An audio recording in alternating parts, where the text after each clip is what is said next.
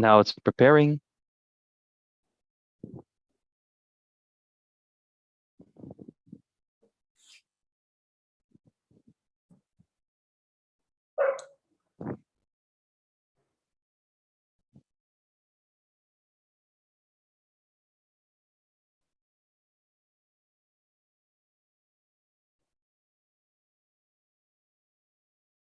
P.m. in U.S. Pacific time here in Las Vegas, and then it's 11 something in the morning over there in Manila.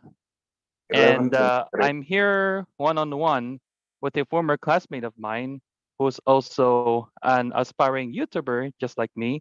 And would you like to say your name and your channel for the record, my friend? Oh, you can. I go by the name Emman, and my channel name is EMMALKA, EMMALKA. Yes. Nice. So we're also we're also like we do YouTube as like a like something for fun, and it's something like if we end up making it a business, then okay, that's fine. But YouTube is just like our thing, just for the fun or spread awareness, and then just to do like some fun activities, and that's my thing of doing YouTube. How about you? I think what aspires me to do YouTube is I like educating people, like letting people know things they don't know about. In our age, this generation, information is power, right? What you don't know it.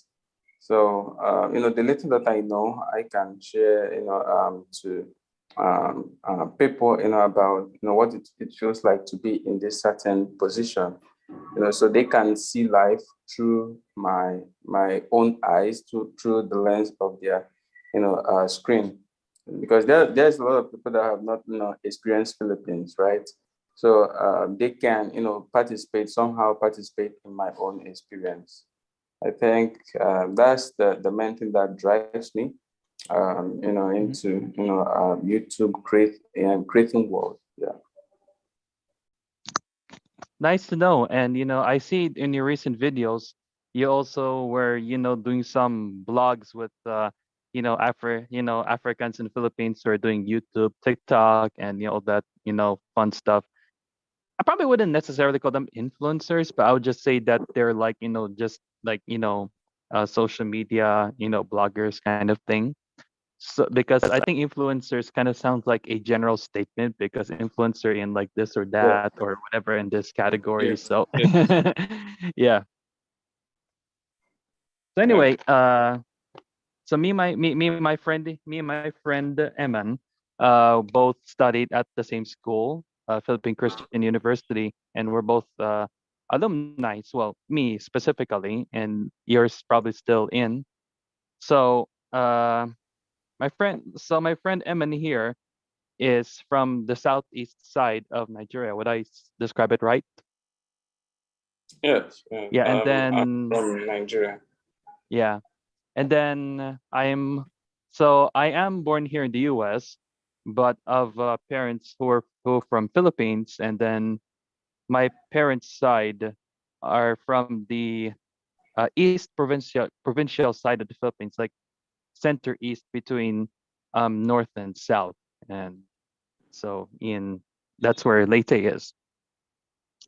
Right. So anyway, the thing that based from what we've been hanging out together, and exchanging cultures, I did notice that we do have similar traits and similar cultures in this specific areas of systems. Like you know how like in Philippines there's like when you call Philippine time, it's like when you say you show up at that specific time, you only show up an hour later. One of our classmates did say that let's say you want to meet at this specific time, they end up meeting up about like 3 hours or 5 hours later. I mean, is it in the Philippines or? In Nigeria. Yeah, there is something called African time. Mm-hmm. So it's not like specific, like you arrive at a specific time, but I think that have to do with like the individual that you are dealing with. So if you're dealing with someone who doesn't keep the time, who is into the African time system, then yeah, they will show up like late. But if you're dealing with someone who always keep their time, even though that they are Nigerians, yeah, you're going to they are going to exactly be there and there's that time. So I wouldn't say that that's exactly how everybody behave in Nigeria now. I think it have to do with like individuals, right? So just like here in the Philippines, there are people who still keep time, even though like there is something called Filipino time. So it's just my own take on that. You understand? Ah, good to know. So anyway, the thing that I've noticed between like, so in Nigeria, your transportation is like a old similar like a Volkswagen van, like this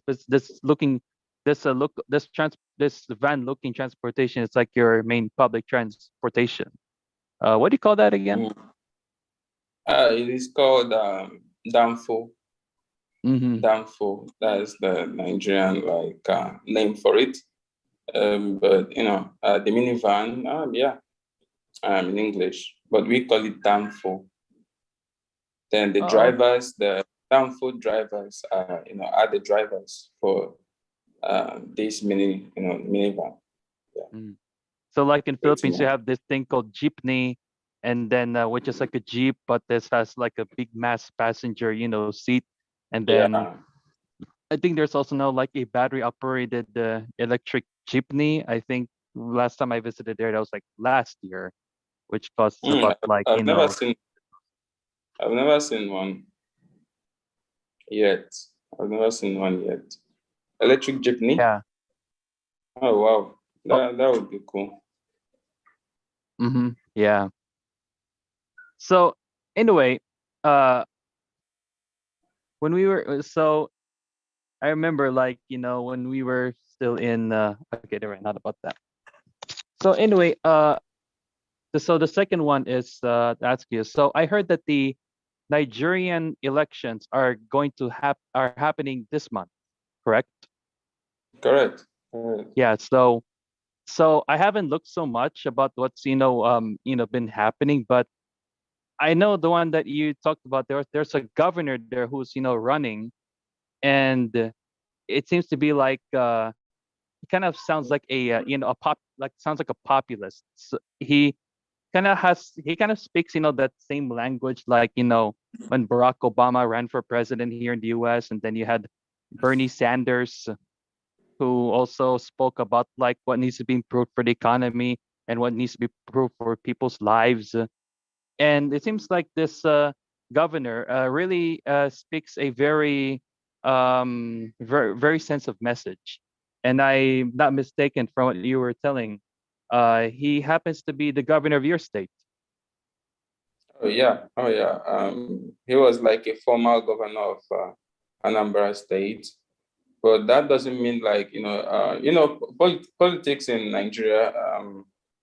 For many years, many years, politicians, I would say, use this politics of division to divide the citizens of Nigeria.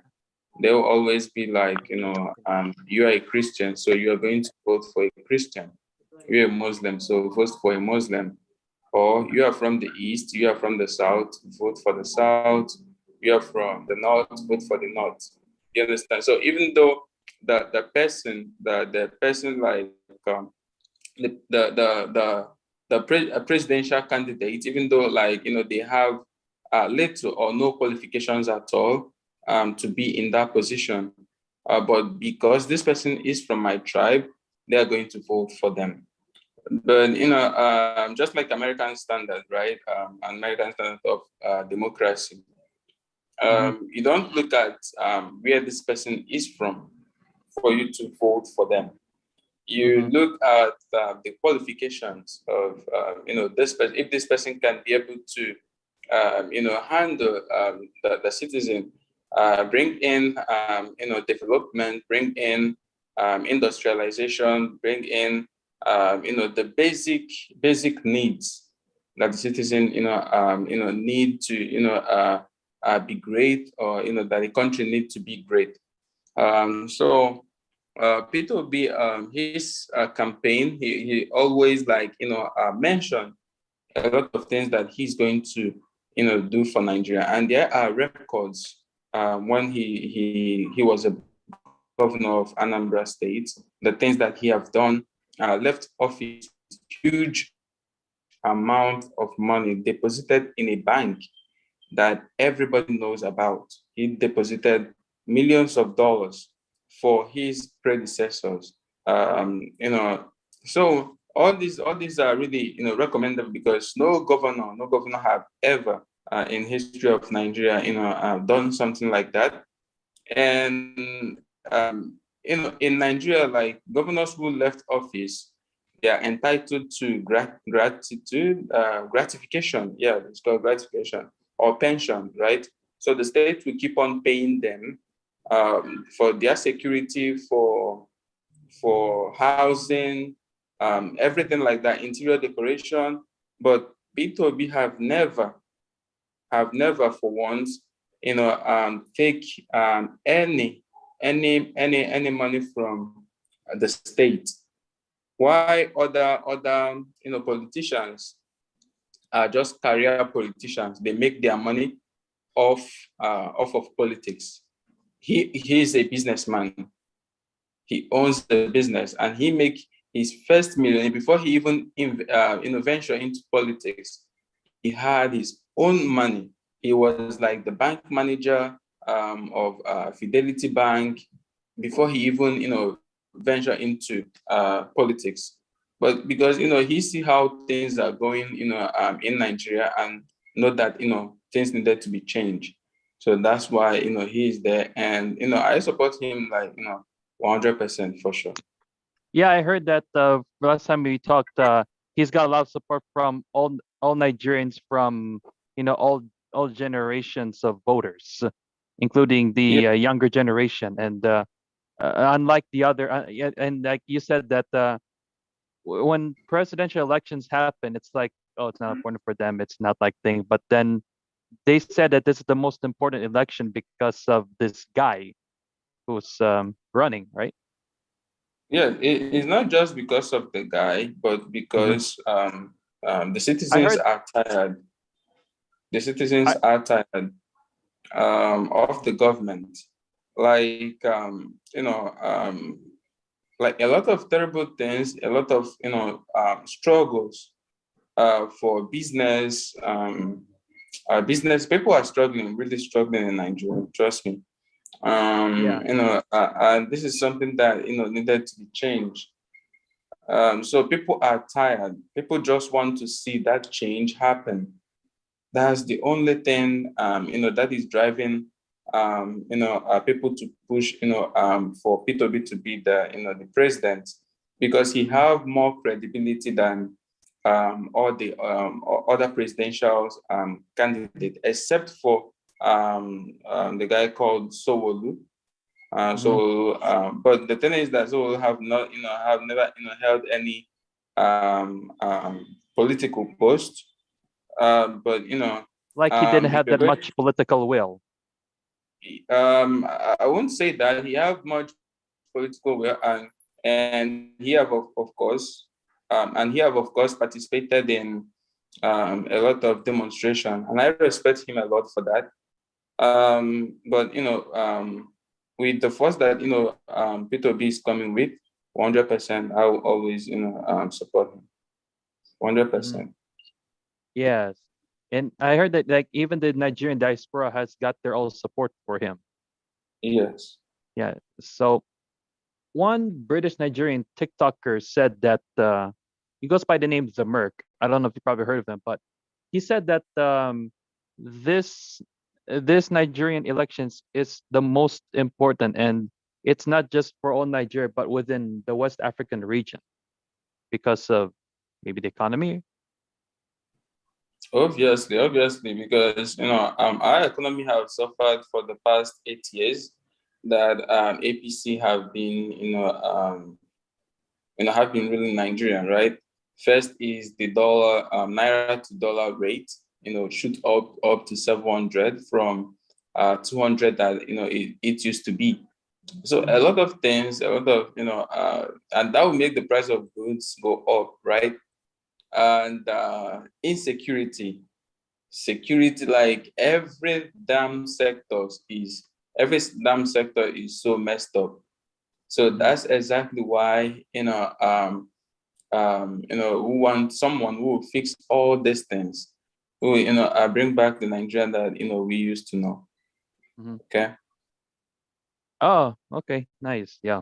Because I think like before, like the Nigeria was like the economic powerhouse within like the West Africa before, of course, all this economic instability came to place.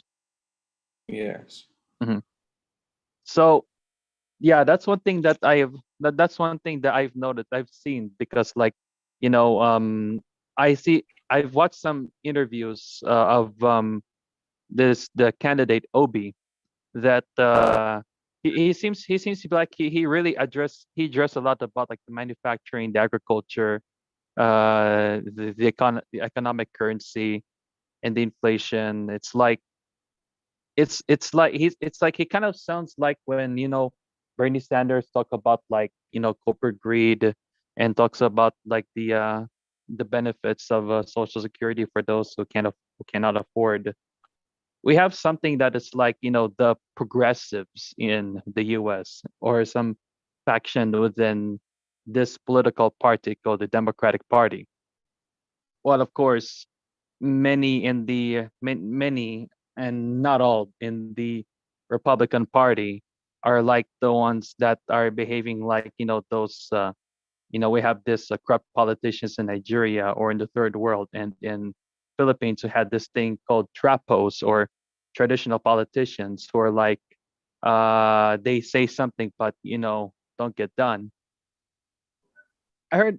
So that's one thing that why like in 2022 the Philippine elections happened, and I'm sure you were reading, you were probably a lot of the news and stuff. So um I even though that even though that I didn't vote, but that's why I supported like someone named Lenny Robredo, who who sounds like that very similar message, and she really speaks a lot. And out of all the candidates who ran for president at the time, she's like the only one that doesn't have any of those scandals of corruption, or like thief schemes, or hiding money somewhere, or stealing money, or even like pocketing the money somewhere, never accepted money from dark money, all those you know um, big corporations, similar like what you said about uh, your governor. And that's why you know I think the thing with Filipinos, it's like they think that they're not so smart, because they're always watching stuff like TikTok with all this misleading information about this one specific candidate over another. Like the fans of Marcos, the new president, uh had like a very big of supporters spreading lies about Lenny Robredo being like this or that, which I don't know what specific names that they have called her, but those information that they've said about her were in fact not even true.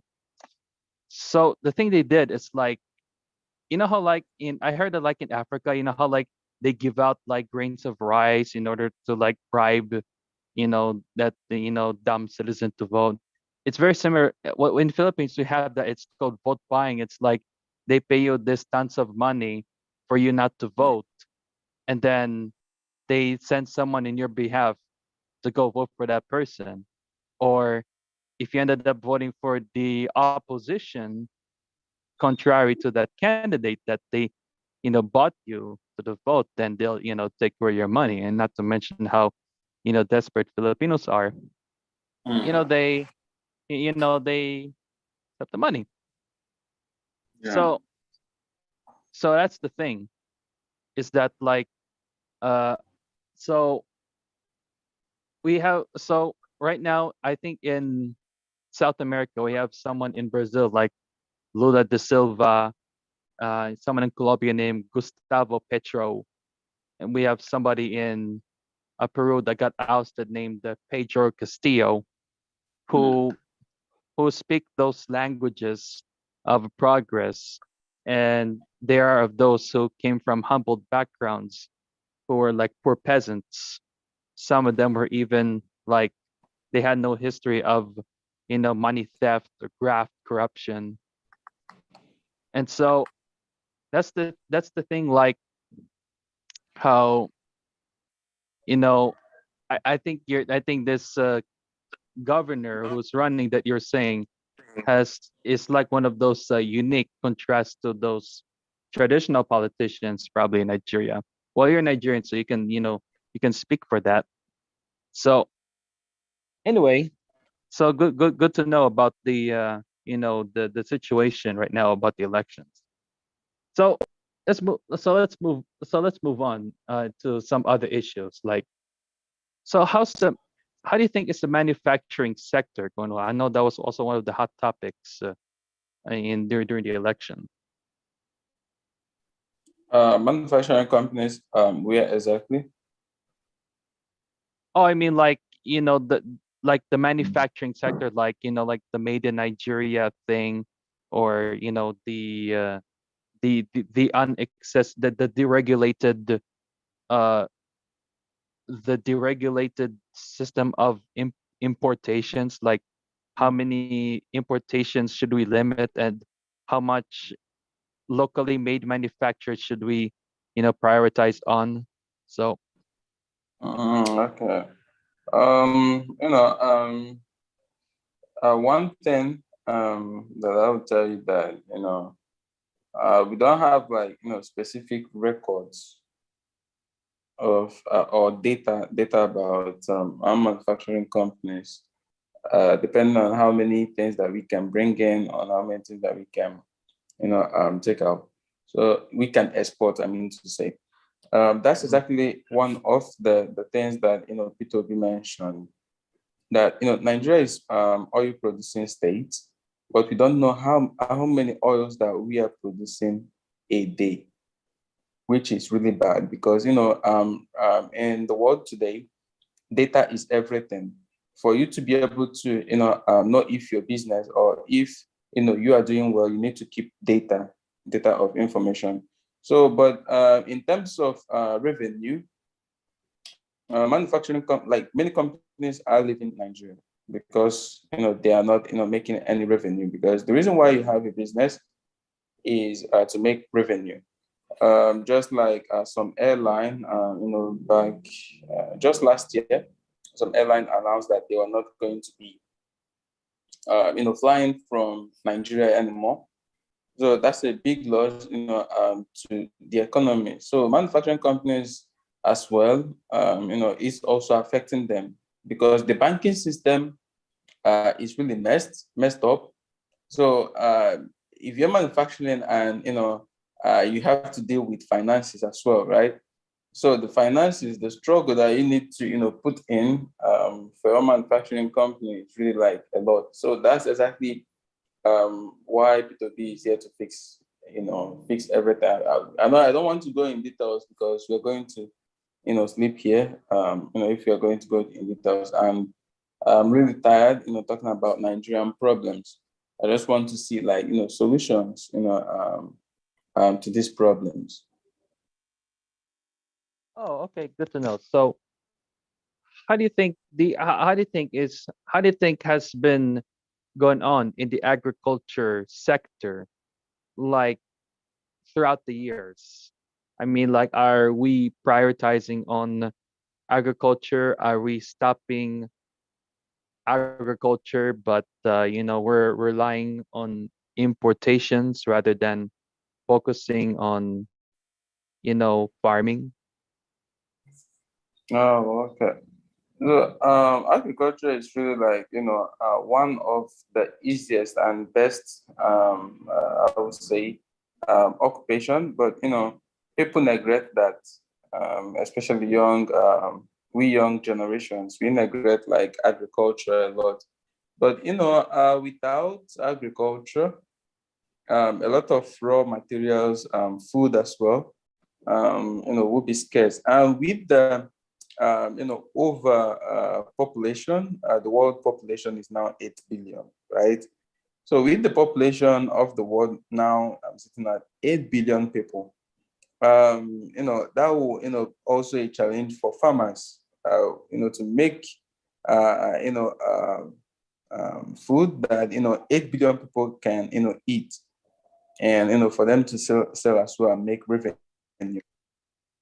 Mm, So, okay.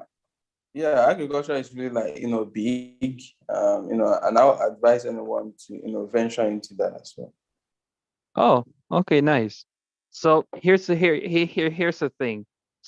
So the reason why I asked that, because so in Philippines, they don't prioritize on what should be locally manufactured and what should be locally made. So what we're doing is, so what's happening, it's like, each country has a corrupt system, but in this corrupt system in Philippines, uh looks like we lost our friend Emman. Can you still hear me? Hello? Well, it looks like he is having some trouble with his phone, because he texted me that his phone was just he needs to charge his battery. But let's see.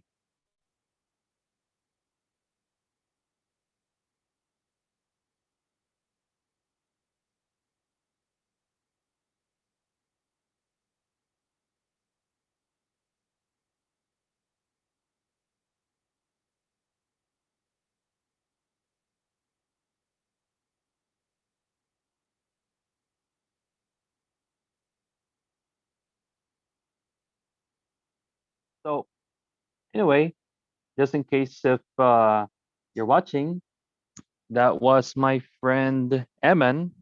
And as you see, he has discussed some, variety of things, especially with, between Philippines, Nigeria, especially in the US. So that's, one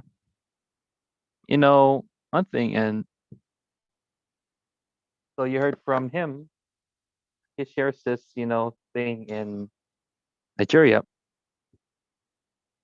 So the one thing that, getting back to the subject is, so in Philippines, the one thing problem with the manufacturing is it's not, you know, prioritized. And then we have something in the agriculture that it's not prioritized, because, the farmers are not even prioritized by the state. And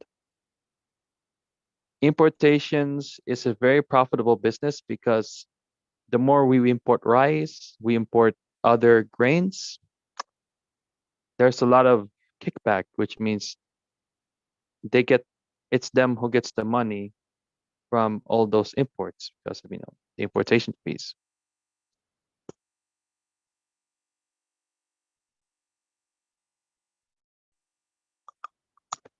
So that was my friend Emman, folks. And I'm sorry that he he wasn't able to charge his phone yet. So we'll probably see it in our next